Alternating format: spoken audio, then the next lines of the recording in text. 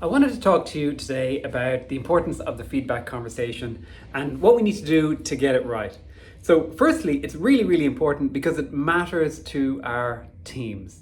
To us, it just might be a simple conversation. We might be correcting something or just suggesting something. It might feel like that to us, but to our team member, it might feel and mean much more than that. So in order to nail the feedback conversation, these are the three things you need to think about. The first one is preparation. We need to take a little bit of time to ensure that our message lands correctly. So when it comes to preparation, there are four little things to think about.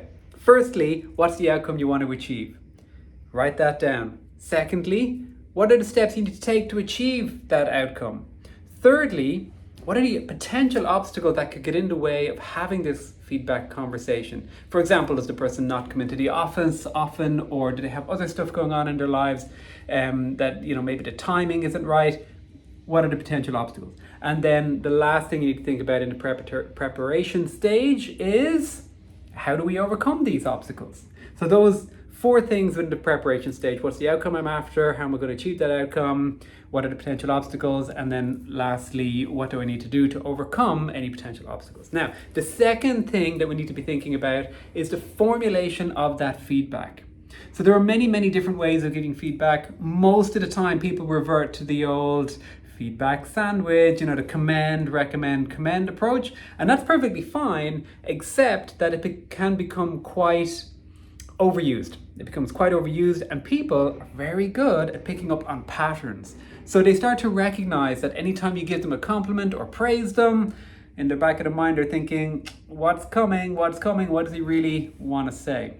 So we need to have a whole range of ways of stepping into that feedback conversation, because what's really important is the idea that we want to invite them into the conversation as well. It's not just a one-way conversation, it's a two-way conversation.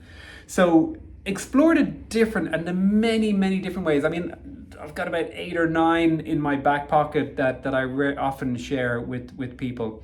So that's the formulation stage.